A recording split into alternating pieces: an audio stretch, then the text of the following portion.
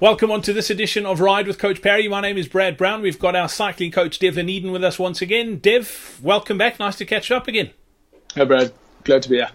Dev, today's question's quite an interesting one. It also popped up in our forums once again on coachparry.com, and it's about racing and choosing races and trying not to race too much. I think particularly where we live here in South Africa, we are so blessed with the racing calendar that we've got, but it's often easy to get carried away. It's like this buffet and you get in front of it and you just want to eat everything. But how do you go about sort of making sure that you don't go and race? Is there a danger, first of all, in racing too much, and how do you go about selecting the races that you want to race? So the first thing would be, look, personally for me, racing is the best form of training. So you're getting a lot of exposure to the kind of environment that you're going to be racing in, the nerves that are always happening on the start line before you get going as well, riding with other people, other competitors.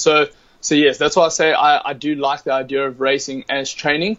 I think especially now, actually in the first half of the year, there are quite a lot of events that come up. We are really spoiled for choice, and whether it's stage races, single day races, road, mountain, whatever it is, there is a lot happening.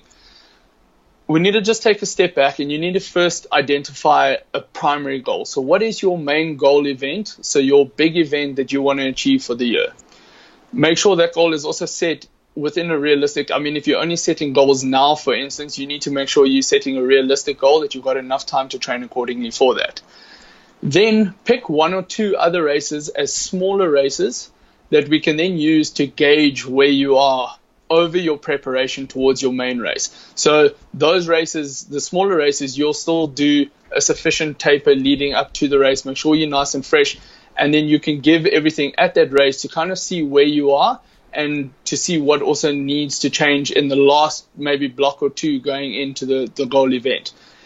Any other race outside of those three main goals becomes training events. So I'm happy for them to happen. I'm happy for them to start fitting into your training calendar.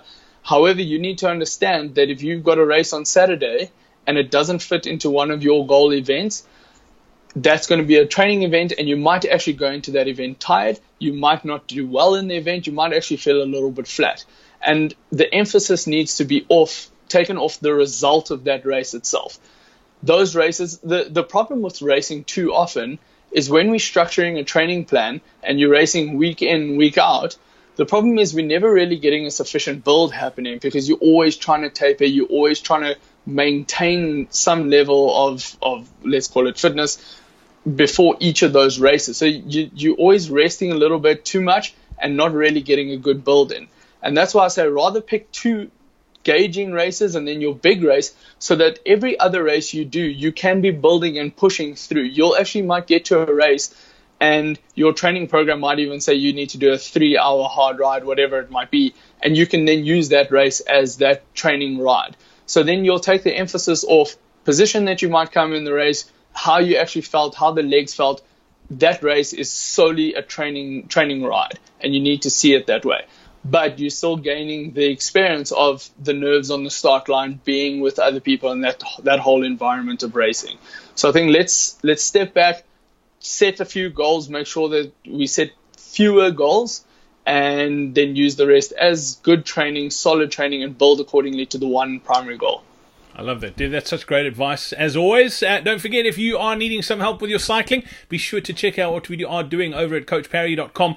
We've got a phenomenal training platform with tons of training programs. You get access to Devlin and the rest of our coaches as well, all through our very easy-to-use iOS and Android app. All you need to do is head over to coachparry.com/cycling if you'd like to find out more. Dev, as always, thanks for your time, and we look forward to catching up next week.